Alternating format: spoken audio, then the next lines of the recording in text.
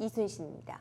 아무도 못 이기는 이순신 장군 영화 한산입니다. 오늘은 영화 소식으로 풍년이에요. 너무너무 그렇습니다. 즐겁게 제가 지금 빠져들어서 평론가님 이야기 듣고 있는데 이번엔 이순신입니다. 극장과 대전 속에서 굳건하게 1위를 차지하고 있는 영화가 있죠. 바로 한산 용의 출연입니다.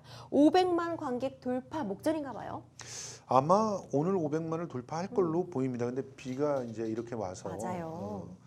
이렇게 그 재해가 있게 되면 아무래도 극장가가 타격을 입게 되죠. 그래서 저는 오늘 500만을 돌파를 할 거라고 봤는데 근데 이제 상황은 좀 지켜봐야 되겠네요. 지난 3일에 개봉을 했는데 아니죠. 지난 27일 날 개봉을 했죠. 27일 날 개봉을 했는데 27일 날 주말에 보통 이제 목요일 날 개봉을 하잖아요. 목, 금, 토요일 날 100만. 네. 일요일 날 200만. 네. 이렇게 돌파를 했었어요. 오, 네. 그러면서 지금까지 이렇게 오고 있는 거라서 또 지금 한산을 보지 않으면 이 시대가 무엇을 요구하는지를 모를 것 같아요. 그 한산이라고 하는 작품 안에는 지금의 우리 사회를 규정을 하고 있는 작가의 나름대로의 인식이 있고 그리고 그 안에서 어떤 가치를 따라서 가야 되고 리더란 어때야 되는가 하는 것들을 잘 정리해서 보여줬기 때문에 이 영화는 여러모로 시대가 불러낸 그런 영화가 아닌가. 왜냐하면 이게 8년 만에 만들어진 영화거든요. 명량이라고 하는 전작이 1700만을 동원했는데도 8년 동안 이 영화가 나오지 못했던 거. 그거는 아마 우연은 아닐 것이다 이렇게 생각이 됩니다. 사실 이순신 장군은 이미 수많은 영화나 드라마에서 정말 많이 다뤄졌습니다. 그럼에도 영화나 드라마가 나올 때마다 주목을 받고 인기도 끌고 있어요. 사실 이 이순신 장군의 얘기, 이 결말 모르시는 분들은 없는데도 또 이렇게 새롭게 그려질 부분이 많기 때문에 이런 결과가 나오는 것 같아요. 이번 한산에서는 이순신 장군은 어떻게 그리고 있나요? 이순신 장군을 한마디로 말하면 그 상당히 지적인 선비와 같은 사람으로 그리고 있습니다. 그리고 과묵하게 남의 말을 잘 경청하는 리더로 그려내고 있는데요. 그걸 통해서 알 수 있죠. 이 시대는 경청하는 리더십이 필요하다. 내가 다 얘기하고 내가 잘난 체 하면서 떠들어버리는 그런 리더십이 아니라 남의 말을 잘 귀 기울여 듣고 그것을 통해서 그들이 원하고 있는 것을 수행하려고 노력하는 그런 리더가 필요하다는 것을 말해주는 건데요. 사실 말씀하신 대로 이 그 영화 한산은요 스포일러가 이미 역사 속에서 다 알죠. 스포일러가 다 예 다 알고 한산 있는 대첩 내용이죠. 이긴다 이런 어마어마한 스포일러를 그 다 뭐 역사책을 통해서 봤잖아요. 그리고 수많은 이전에 그 이순신 영화 드라마들을 통해서 이순신을 다룬 소설들을 통해서 다 확인을 하고 있잖아요. 그런데도 이렇게 대박이 나는 이유, 그것은 이번에 이제 이 이순신 3부작이 특별한 의미가 있습니다. 김한민 감독은 처음에 이순신 3부작을 기획안을 딱 제출하면서 뭐라고 이렇게 설득을 했냐면 이순신의 그 해전을 그려보고 싶다.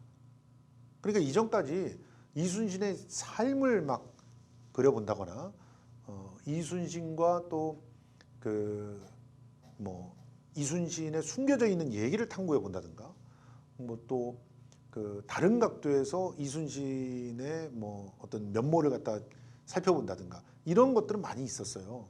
난중일기를 통해서 이순신을 조명해 본다든가 이런 것들도 있었고 그런데 해전 그 자체에 딱 주목을 해가지고 만들어진 건 사실 없어요. 오히려 해전이 많이 생략되거나 그랬어요. 네. 돈이 많이 들어가니까. 힘들죠. 그렇죠. 구현하기가. 구현하기가. 그런데 대놓고 전체 영화 중에서 절반 가까이를 해전으로 채워보는 그런 영화를 만들겠다고 하면 그걸 대한민국에서 이전에는 그 쉽게 허락했던 그런 제작사들이 있었겠어요. 그래서 이 그 김한민 감독의 3부작은 해전을 다뤄보는 거라는 측면에서 굉장히 주목을 받았던 것이고 그리고 이순신의 3대 해전을 다 다룬다는 데서 또 주목을 받는 거예요. 이순신의 3대 해전이 바로 한산대첩, 명량대첩, 그리고 노량해전입니다. 한산대첩은 이순신을 전 세계 해전사에 기록하게 만든 그런 엄청난 그 작전의 그런 해전이고 놀랄만한 기적 같은 대승이었죠. 그런 해전입니다. 그래서 실제로 해군이 되면 어느 나라에서나 이순신의 그 진법과 전술을 갖다 배운다고 해요. 그만큼 한산대첩은 이제 교본이 되는 싸움입니다. 그러면 명량은 뭐냐? 명량은 이순신의 그 해전 중에서 가장 극적인 해전이에요. 13척으로 330척을 깹니다. 그래서 그만큼 비정상적인 게릴라적인 그런 전투가 해전에서도 가능하다는 걸 보여주는 거죠.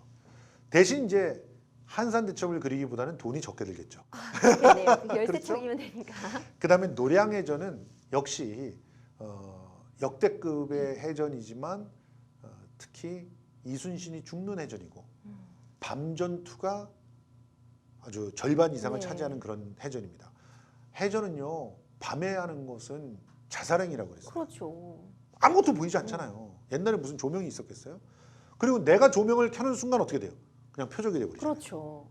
그러니까 해전에 있어서 금기사항 중에 하나가 밤에는 전투를 하지 않는다는 건데 노량해전은 오히려 밤에 전투를 합니다. 그러면서 대승을 끌어오는데 그런 측면이 아주 독특하기 때문에 또 세계에서 가장 독특한 해전 중에 하나로 노량해전이 기록이 되는데 그 세 가지를 딱 잡아가지고 보여준다는 거예요.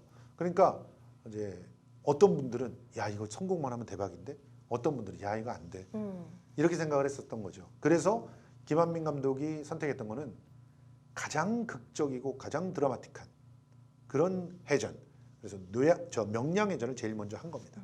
그래서 처음에 탁 그려지는 장면이 악몽에 시달리는 이순신, 몸도 완전히 망가졌고 네. 이제 늙고 지친 그런 이순신이 나와요.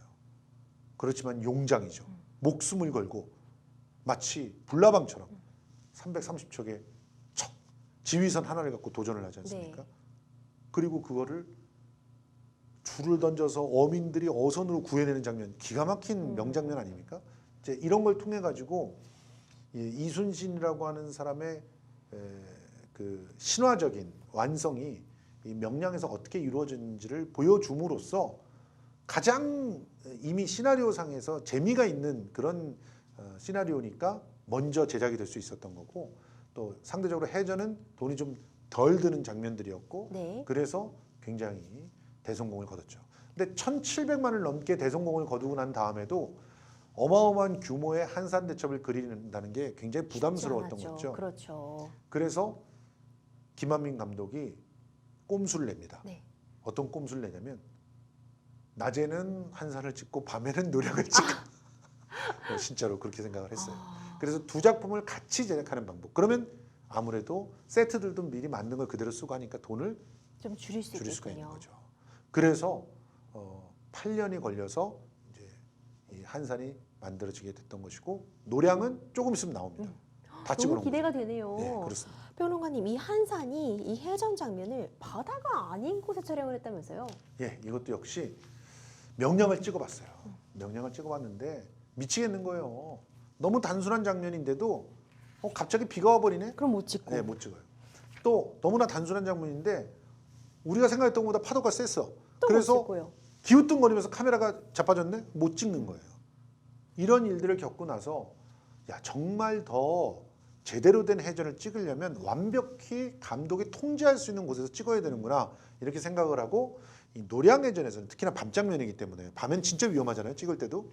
그래서 노량에서 해전 장면을 찍으면서 물이 없이 실내에서 이걸 찍어본 겁니다. 그 대신 미리 사전에 이제 컴퓨터 그래픽으로 다 비주얼들을 구현을 해요. 바다의 비주얼을 구현해서 그 비주얼대로 배가 움직이게끔 하는지 다 테스트를 해보고 그리고 찍는 거죠. 그래서 오히려 테이크도 적었고 그리고 굉장히 효율적으로 그 해전 장면을 찍었는다가 나중에 컴퓨터 그래픽까지 입혀놨더니 이거는 기가 막힌 더욱더 실감나는 그런 장면을 만들어낸 거예요. 그런 걸 보고 야 한산도 이렇게 찍어야 되겠다. 그러면서 다 실내에서 찍게 되는 그런 선택을 하게 된 거고요. 그래서 더 제작비도 다운시킬 수 있었다고 합니다. 평론가님 워낙 명량해서 최민식 배우님의 연기가 정말 일품이었고 정말 어린 친구들은 이순신 장군 하면 최민식 배우 떠올린다고 해요. 그렇죠. 그런데 이 3부작에서 다 다른 배우로 이순신 역할로 점찍어 두셨잖아요. 이 부분도 맞아요. 되게 신선하지 않으세요? 굉장히 신선하죠. 사실은 그래서 여기서의 이순신은 개인으로서 이순신이 아니라는 거예요. 김한민 감독이 그려내고 싶은 이순신은요, 그냥 이순신이 이미 신화화됐잖아요.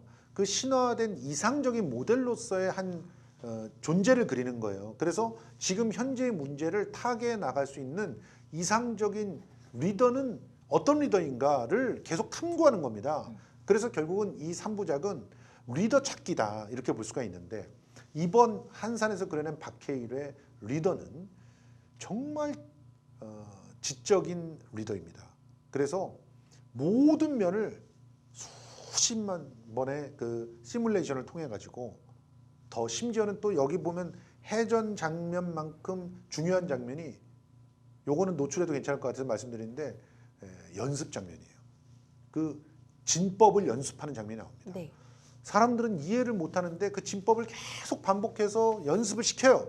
그렇게 연습을 시킨 이유가 무엇인지가 나중에 해전 장면에서 고스란히 사람들이 전율을 하면서 체험하면서 그걸 느끼게 되거든요. 배우들도 그때 그런 느낌을 느꼈다고 그러더라고요.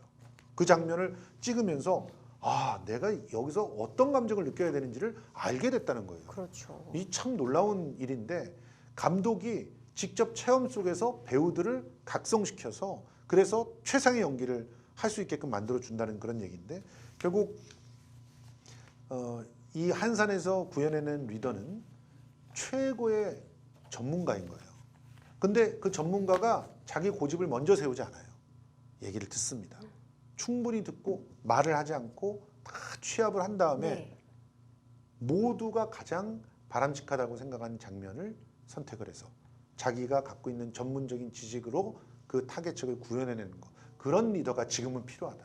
대한민국에 이렇게 필요하다는 것을 지금 김한민 감독이 역설하고 있는 거죠.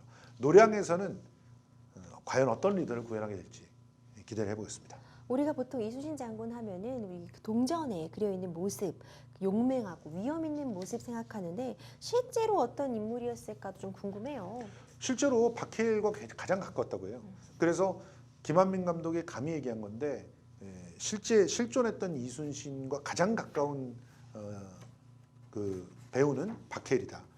그래서 박해일이 처음에는 나는 이순신과 어울리지 않는다. 아우 그리고 우리 최민식 선배님이 엄청나게 잘했는데 나는 너무 부담스러워 못하겠다 이렇게 손사래를 쳤는데 설득을 했대요. 실제로 봐라. 내가 이순신에 대한 자료를 이렇게 갖고 있는데 이순신은 키도 그렇게 크지 않았으며 그리고 뭐 용장이긴 했지만 그렇게 힘으로 남을 제압하는 사람이 아니라 지적인 능력으로 탁월한 전술을 짜서 제압하는 사람이었다. 그렇게 설득을 해냈다는 거예요. 실제로 이순신 장군은요. 우리가 다들 알고 있듯이 묵가에서 떨어져요. 여러분 떨어집니다. 그리고 변방의 장수였어요. 그래서 오히려 변방의 다양한 오랑캐들과 싸우면서 실전 경험을 차곡차곡 쌓았고 그러면서 전문가가 된 사람이거든요. 그래서 진술에 능했던 겁니다. 그러니까 그런 부분들을 설득을 당해서 박해일 배우가 들어왔는데 최고의 그런 또 이순신 연기를 하나 만들어내지 않았나 이런 생각이 듭니다. 이순신 장군 하면 보통 우리 충무공 이순신 장군 떠올리는데 충무공과 동시대에 활약을 했던 무의공 이순신 장군이 있다고요? 예, 지금 뭐 이순신에 대해서 그 여러 가지 그런 얘기들이 있는데요. 그런데 이 무의공 이순신이라고 하는 그 얘기는 그 KBS 대하 드라마 불멸의 이순신에서 등장을 했는데요. 네. 이순신 장군의 이름이 한글 이름은 같아요. 네. 그런데 한자 이름이 달라요. 그리고 우리나라 해군의 그 이름이 남아서 그의 이름을 딴 잠수함이 있다고 하는데요. 이런 것들도 한번 기억을 하시면서 이제 또 이순신과 관련되어 있는 이야기를 같이 보시면 더욱더 재밌지 않을까 생각을 합니다. 평론가님 마지막으로 정말 이 업적이 더욱 진가를 발휘하고 있는 이순신 장군 지금 시대에 어떤 의미가 진다고 보세요? 예, 지금 이 시대에 이순신은 리더라는 어때야 되는지를 갖다 보여주는 겁니다. 실제로 한산을 보시면 여러분들이 아시겠지만 리더는 가장 마지막에 결제를 하는 사람입니다. 가장 마지막에 결제하는 사람은 아무것도 몰라도 되는 사람이 아닙니다. 모든 걸 다 꿰뚫고 있어야 되는 사람이고요. 그만큼 공부를 해야 되고 그만큼 치열해야 되는 거죠. 이순신 장군은 가장 나중에 잠자리에 들었던 사람입니다. 가장 먼저 일어났던 사람이죠. 그렇게 성실하고 최선을 다해서 자기의 그 부하들을 책임지려고 하는 사람이었기 때문에 이순신 장군의 휘하에 있던 사람은 배신을 하지 않습니다. 그런 리더들을 오늘날 우리는 지금 당면에 있는 그런 수많은 이전에는 겪어보지 못했던 그런 위기 속에서 그런 리더들을 만나야 생존할 수 있다는 거. 그 부분을 우리가 요즘 다시금 깨달을 수 있게 된다는 것이고요. 선조가 의주로 도망갈 때 리더였던 이순신은 다른 선택을 할 수밖에 없었다는 사실 기억을 하셨으면 좋겠습니다.